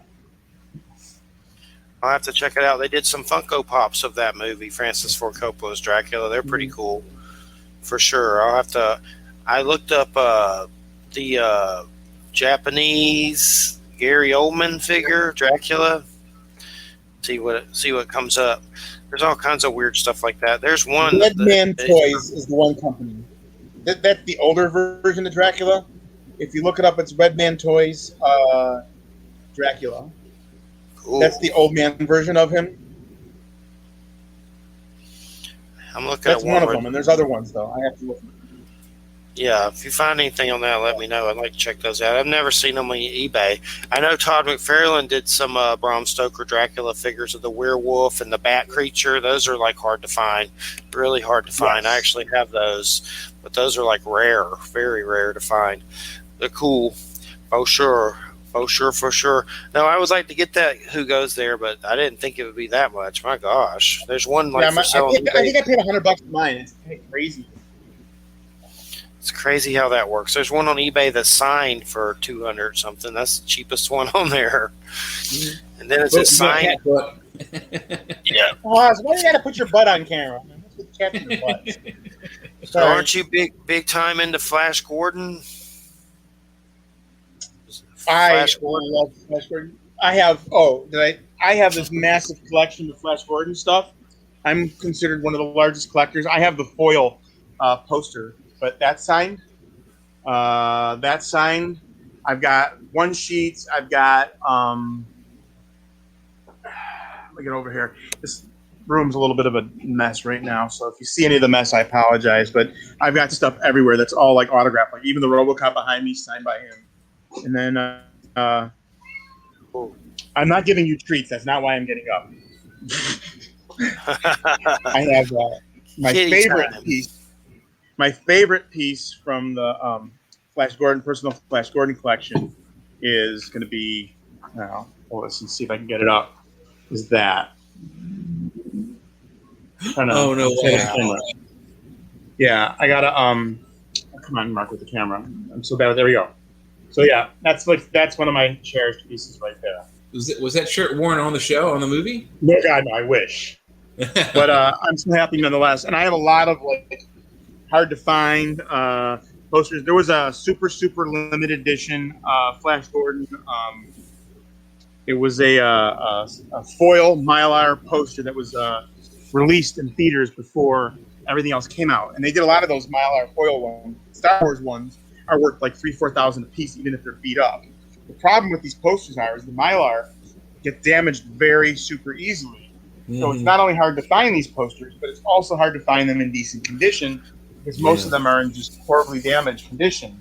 What happened with me was I got lucky. There was some old dude who had finally retired after having a movie theater in some small town for like 50, 60 years. And he found the Flash Gordon poster in perfect condition. I paid him $500. I got it signed by Sam Jones. Sam signs everything for me. And that poster is worth about $7,000 or $8,000, I think, right now in the condition that it's in with the signature, because there's probably less than 200 of them in existence in the wild in good condition signed. Wow. Cool. Isn't Takiti Wakahiti, I always mess up his name, doing something with Flash Gordon, I heard or read? It's been the New rumored. Zealand dude? Yeah, the Thor guy. Yeah, I have this too. I have a lot of different Flash memorabilia. This is the old Gold Key comic signed by him as well. Say his name, Takiti Wakiti. Did I say it right? Taika Waititi, I think is the way you say it. I like him. He's got a new show on Hulu, Reservation Dogs, he helps with. It's about these native kids that are on a reservation. It's really good. I liked it. And I like What We Do in the Shadows and all the Thor stuff, but hopefully he's going to do Flash Gordon, but I don't know if they're doing a series. Oh, you want something else cool? Did you know they make a Flash Gordon role-playing game? There's also going to be an 80s retro board game coming out. But, don't yell at me, Kat. I'm not giving you treats yet. This is a beautiful, beautiful game. This is not so easy to come by. I'm opening my store again, and I'm going to do what I can. I talked to the publisher to get as many copies of this as possible. People just don't know about it.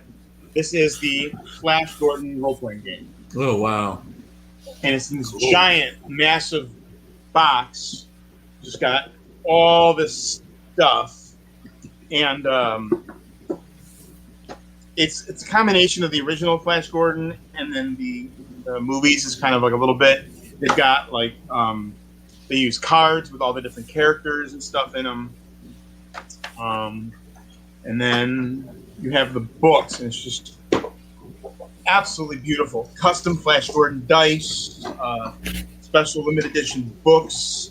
So the company that makes it is, so you have the combat map is the actual rocket ship Ajax. You got the different maps, and then Mean, Flash, and then all these different things, archetypes. It's a really, I love this. It's a great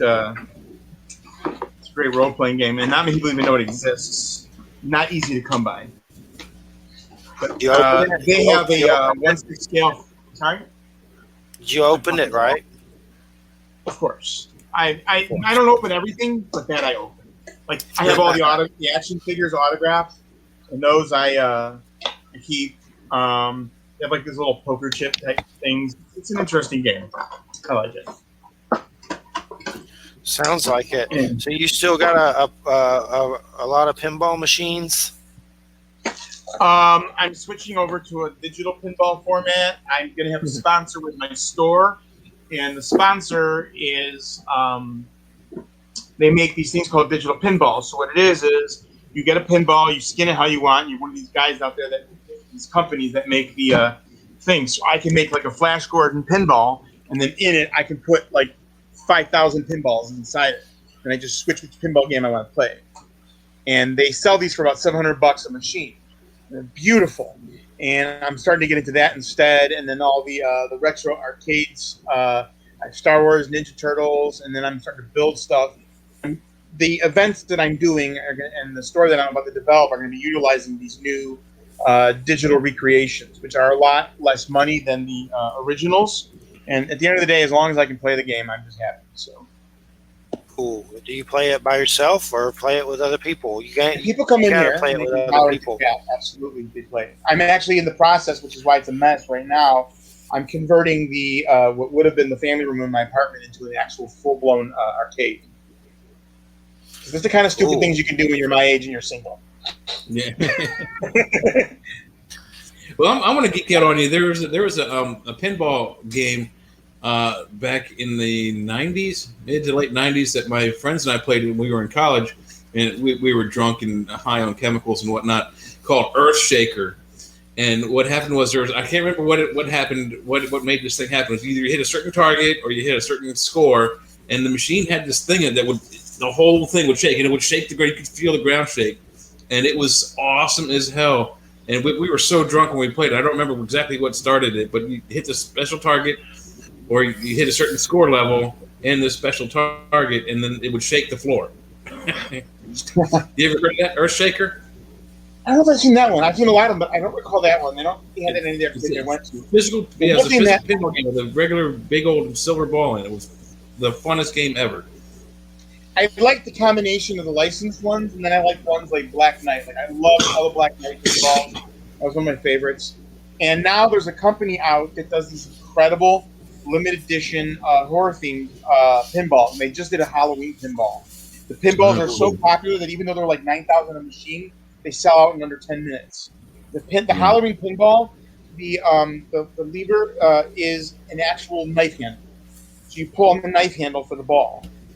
And it's got like the Halloween music and everything, and it's all original. That thing, I've never seen something sell out so fast. They have a Rob Zombie one, they have a Munsters one.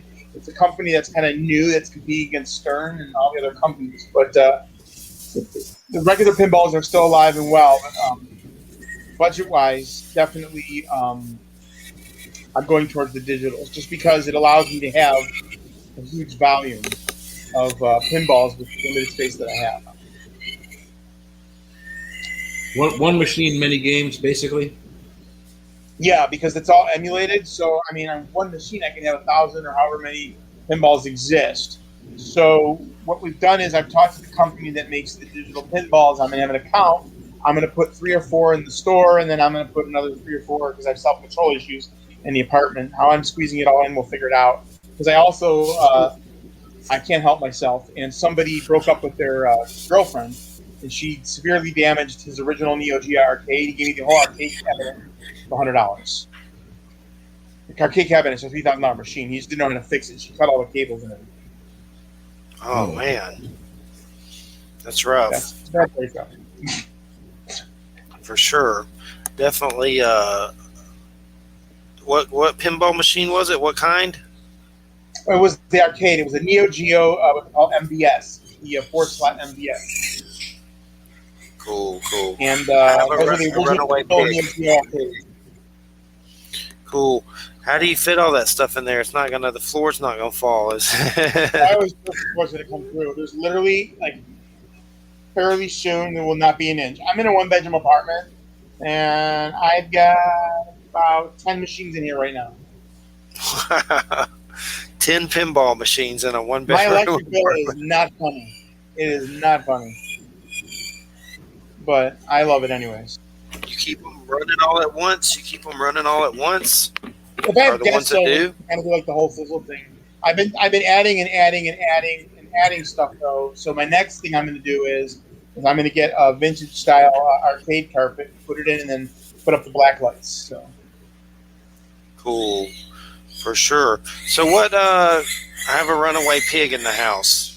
no worries. I got a runaway cat in front of me right now. A mini pig. Uh, They're fun at first. Yeah, until they start squealing. Yeah, until they but definitely. So what kind of conventions you got coming up? I'm doing an event now called Mortal Con, which is going to be where I'm bringing in 10 people from Mortal Kombat and the star of the third Leatherface movie. Hold on a second. I have a cat about to destroy all my... And it's destroyed. Hold on.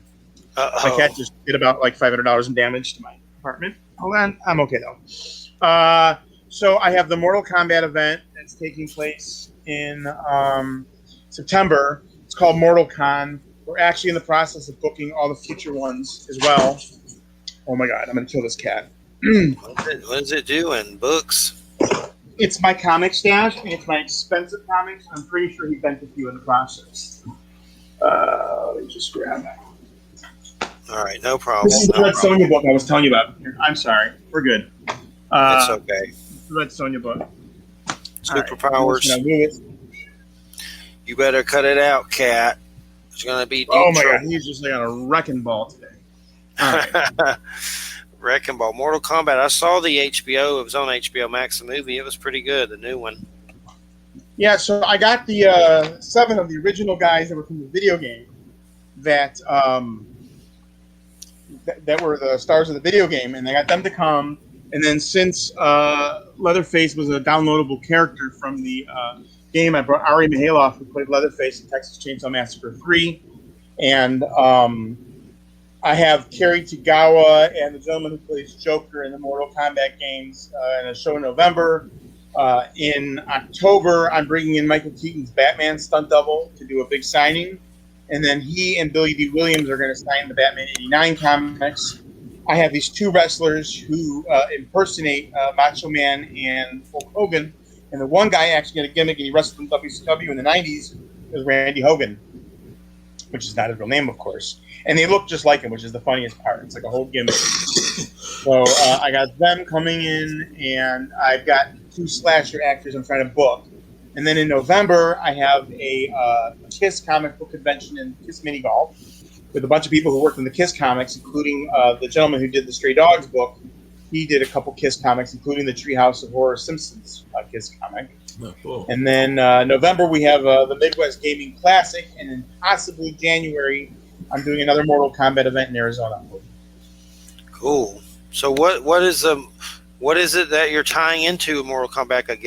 A comic? We're doing or events. So every event, we bring in the Mortal Kombat guests, and then usually some people from other games too. And then they do celebrity signings, video game tournaments. So with the one in September, we're going to give away one of those replica arcade machines as the main prize, signed by everybody. So you're going to go home with an at-home Mortal Kombat arcade signed by all 7 of the guys that I'm bringing from Mortal Kombat. Do you ever work with NetherRealm, the one that makes the newer games? No. I mean, they've made I'm them all. trying to talk to Warner's directly, but no. There's some weird history between them, and I wanted to go to Nether Realms. They asked me not to. I'm like, oh, if I don't get sued, I don't care if I go to them or not. I said I would rather go and talk to Ed. And they're like, just deal with us. I'm like, okay, for now, but we'll see in the future. I may go to Nether Realm anyways. I've always wanted them to do a horror one, a horror like Infinity or whatever that one's, Injustice, but horror characters. You know what I mean? There's like an unofficial one that's on the internet. Actually, it's got Jason. I've Freddy, seen it. and all. I've seen it for sure. Yeah, I would like to see it officially, but I like that they have Jason and they have Leatherface and they have the aliens and all those characters in the Mortal Kombat already, which is why I kind of wanted to incorporate that with this, and I brought RA in because it's a lot of fun as well. And they're going to be doing actual photo ops and costumes. You could literally have Leatherface with the Mortal Kombat guys together, which is kind of neat. that'd be cool. Yeah, I've played those Mortal Kombats. They're good and got those extras. I think Bruce Campbell's in one now. I don't think I got that one. I'd have to double check. I think it's Evil Dead or something. I'd have to look. But so what else is going on? Tell us some UFO secrets. We got about 12 minutes or so. Sure. Any new UFO secrets?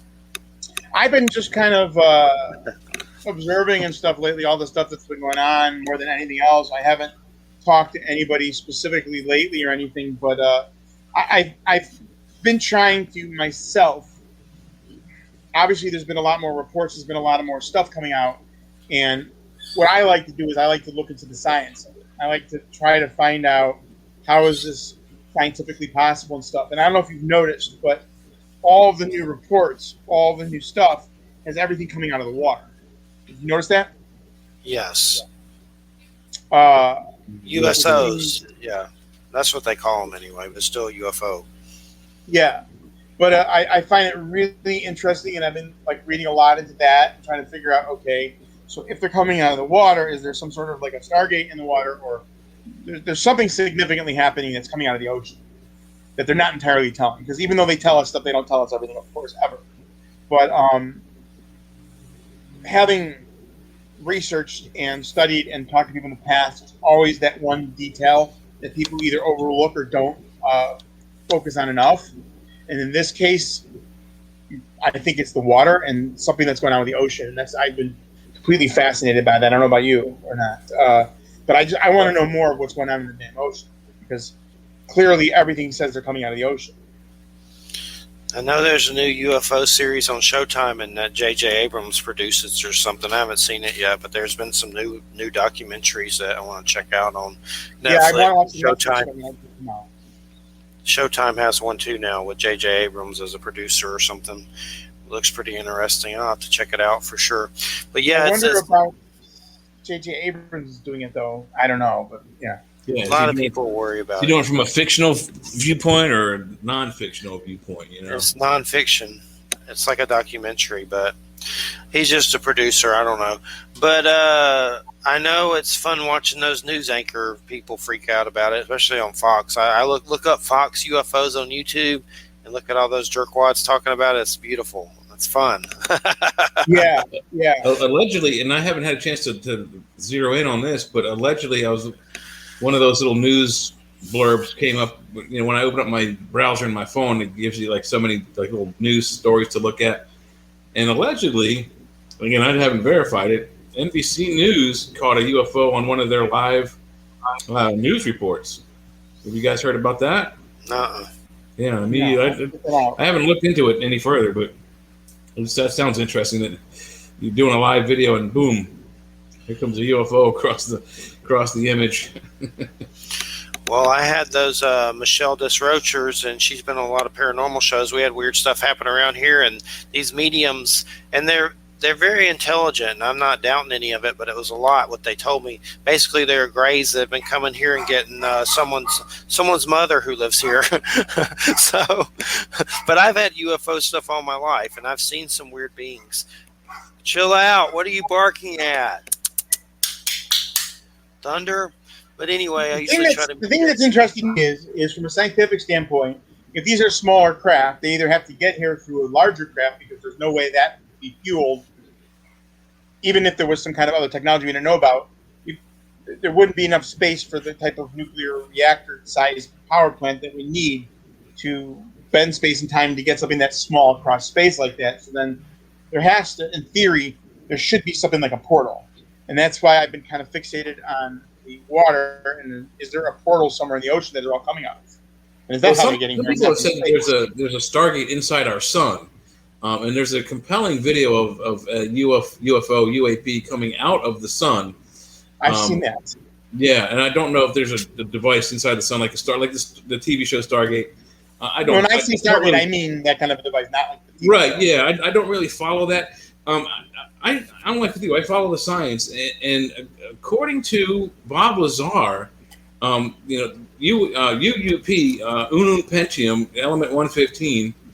I remember when I was in high school, the elements had that little blow up that came off the elements, that natural elements, and there were two boxes that were man-made elements, and one were ones that we had verified, like the nuclear material and polonium and what have you, and the other one was like stuff that we had made, like the heavier elements, like elements 103 to 125 or something like that.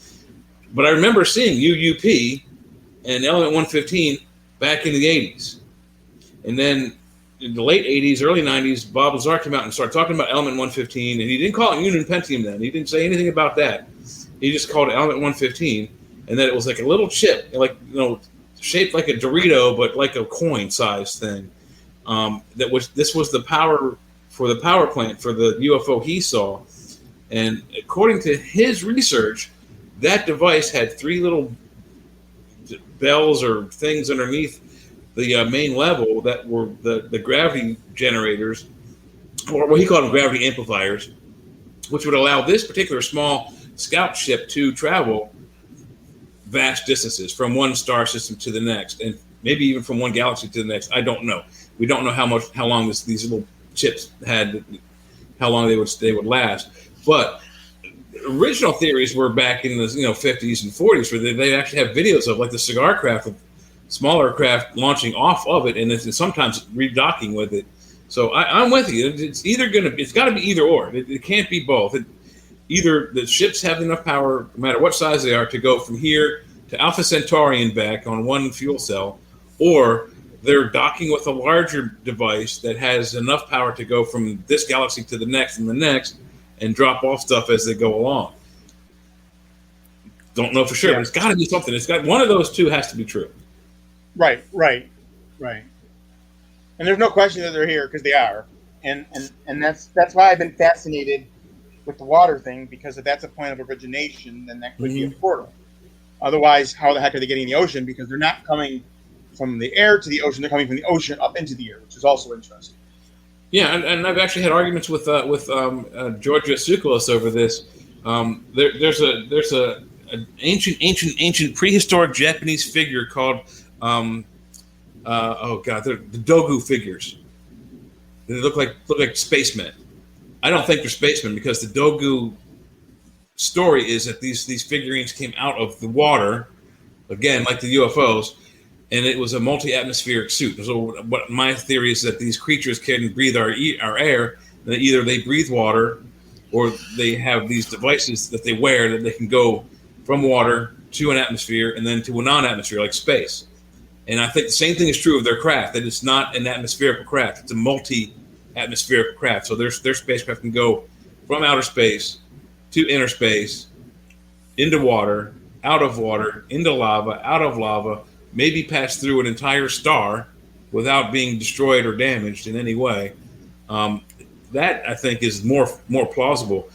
Some of the researchers are so adamant that it's one thing or the other. There's no in between. And these Dogu figures and the spacecraft that we've observed them coming out of water, we've seen them go into volcanoes. I haven't seen any videos of them coming back out. We've seen videos of them coming out of the sun. Yeah, they're multi-atmospheric. They can go in and out without taking damage. So either they have specialized shielding or devices that keep them from being damaged in outer space, in water, in air, in suns, in other places. Has to be true. We've seen the video footage. It can't not be true.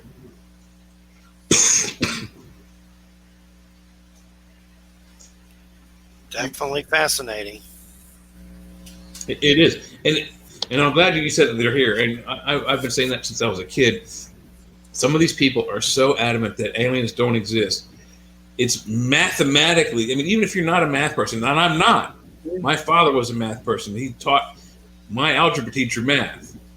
So when I went to high school, I was taught math by a lady who was taught math by my dad in college, which sucked because I sucked at math. I'm good at the earth sciences.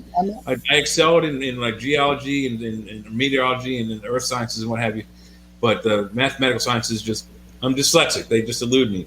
But mathematically speaking, it is mathematically impossible for this to be the only planet in this 100 trillion solar system galaxy. And if you expand that to the hundreds of trillions of galaxies, which also have hundreds of trillions of stars in them, which have hundreds and hundreds of trillions of planets around them, it is impossible that there are. It just needs that one combination for life to be sustained. And if from the simple statistic standpoint, we can't be the only planet in existence right now that has the correct distance from a star to sustain life, the ability to have water. It's just like you said. It's mathematically, it's impossible that doesn't exist out there. It's just it can't not happen. It cannot be that this is even if you do the math, and then there's what that guy who did the life equation thing, the Drake equation. If you take our galaxy as an example, we have one planet that we know that has life.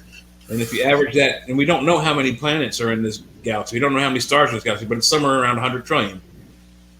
You take 100 trillion stars, and let's say we had 9, now we have 8 planets. Let's say on average there's 5 planets per star. You've got 500 trillion planets times 1, averaged out. There's trillions of planets in this galaxy alone that are filled with life. Life is everywhere. It's teeming. And I guarantee you, it will probably never even happen in our lifetime. But I will bet you dimes to dollars. I'll bet you 10 dimes to $10. You get $10 if I lose. I get 10 dimes if I win. That there's life in outer space. Like, you ever see the Star Trek episode? Oh God, I don't remember the title of it, but it has the space monster in it that's about to kill itself by a supernova. And the Betazoid guy gets on the ship with his friend Troy, and he gets on this creature that's a spaceship. Tin Man is the episode. Star Trek Next Generation Tin Man. There's a creature that's designed like it's got an interior like a spaceship, but it's a living creature that lives in space. I guarantee you that's true. I have no proof. It's just a theory, but it's got to be true. Hey guys, we gotta end this booger. It's been great, Mark. You got any links you want to put out? Any links? Yeah, I'll send you the stuff for the Dracula stuff. I'll look it up a little bit later and I'll send you, okay? Okay. Is there any other links you want to share, though? For links or website links? If anybody wants to check out the convention, I have it on Facebook. It's facebook.com/Battlefront Game. And that has all my event information for the events that we're going to be running from now on. Cool. Well, we appreciate it so much, and good luck, and definitely enjoyed it. It's always good to talk shop, and I've enjoyed it. Thanks so much. Thank you. Thank you for having me. Bye. All right. Good night, everybody. You're listening to United Public Radio 107.7. I'm going to bed, but I love the show. I'm not going to bed. I'll probably go to bed at 2 or something. Feel like I need to go to bed. But anyway, I'm tired. Everyone have a good week. Take care, everybody. Good night. All righty. And think we are still live. Yes, and still broadcasting. Hey, let me get on you for a minute. So I moved to Waynesboro, Pennsylvania, and this last weekend they had a wizarding weekend, like Harry Potter. So they have